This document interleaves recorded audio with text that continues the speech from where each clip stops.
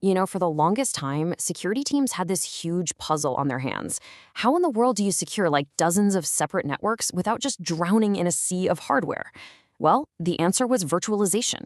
And today, we're going to trace the story of that answer through two landmark technologies from Check Point: the OG, the Trailblazer, VSX, and its completely reimagined successor, VSNext. All right, let's get into it. So picture this. Not that long ago, if your company needed separate security for different departments, or say different clients, your data center was just a mess of blinking lights. I'm talking a physical firewall for every single network segment. That's a mountain of hardware you had to buy, you had to rack it, power it, and constantly patch it. It was, in a word, a nightmare. Expensive, super complex, and it just did not scale. And then someone had this, really elegant idea. What if you could take all of those physical boxes and just squish them down into virtual instances, all running safely on one single powerful piece of hardware? Well, that was the dawn of firewall virtualization. And let me tell you, it completely changed the game. So this idea, the idea of running multiple completely independent firewalls on one appliance, it was absolutely revolutionary.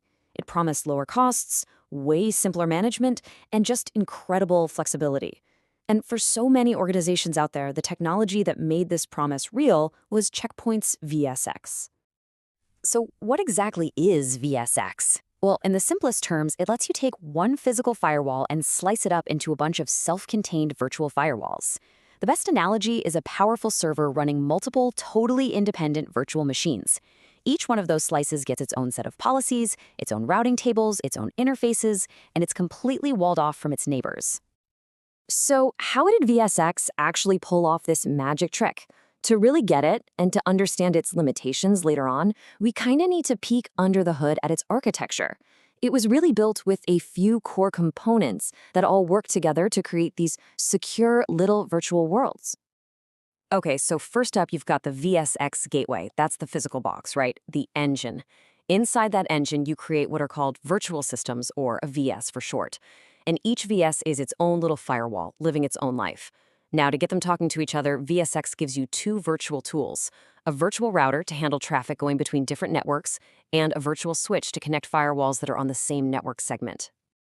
And this diagram, it just lays it all out perfectly. Let's follow the data. So traffic comes in from the outside world and hits the physical VSX gateway.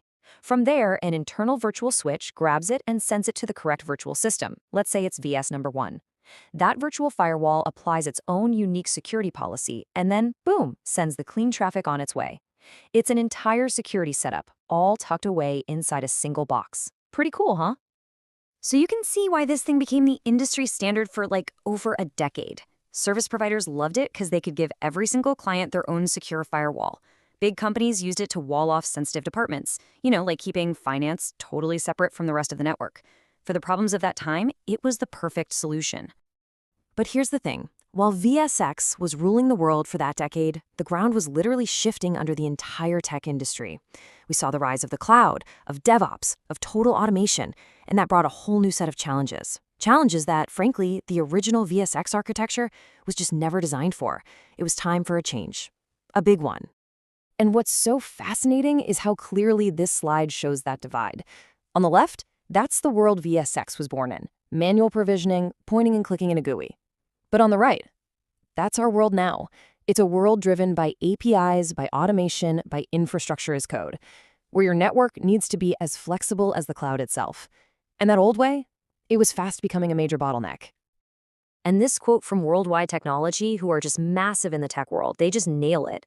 The problem wasn't a few missing features. The legacy constraints were baked into the very foundation of VSX, making it way too rigid for these modern, fast-moving environments. A simple update wasn't going to do it. They needed a complete re-architecture. And that re-architecture is VSNext. Rolled out in Check Point's R82 release, VSNext is not VSX 2.0. Let me be clear. It is a totally new framework, rebuilt from the ground up on 3 modern pillars: automation, performance, and just massive scalability. This table really shows the night and day difference. Let's just walk through it. Look at configuration. VSX was all about manual clicks. VSNext is API first, built to be controlled by code. Now, architecture. VSX used these older, heavier kernel contexts. VSNext uses modern, lightweight namespaces. Seriously, think of it like the difference between a full, clunky virtual machine and a super nimble Docker container. And finally, and this is a big one for anyone who's lived it, troubleshooting. With VSX, you were constantly jumping between contexts for each virtual system. With VSNext, it's one single unified log. That is a game changer for day-to-day operations. Okay, so all these technical upgrades sound pretty impressive, right? But what do they actually mean for a business? Let's translate this into the real-world advantages that make VSNext the future of virtual security. The bottom line is, this isn't just about making one engineer's job a little easier. This whole shift has massive strategic implications for a business. An API-first design means you can spin up a brand new, fully secured environment in minutes, not days. That unlocks agile business models like true security as a service. It even changes who you hire. You're not just looking for a firewall admin anymore, you're looking for a security engineer who can actually write code. Now, this right here is probably the most critical piece of advice for anyone thinking about this transition. Because VSNext is a fundamental rewrite, it is not backward compatible. You can't just run an upgrade wizard and call it a day. So the key takeaway is this. If you're planning this move, you have to treat it as a migration project, not a simple patch. You need to plan carefully and budget the time to actually recreate your systems on this powerful new platform. And that really brings us full circle, doesn't it? The evolution from VSX to VSNext, it's really a mirror for a shift that's happening across the entire IT world. It forces every one of us to ask, is our own security setup an enabler of speed and automation, or is it the bottleneck that's holding us back? Definitely something to think about. Thanks for joining us for this explainer.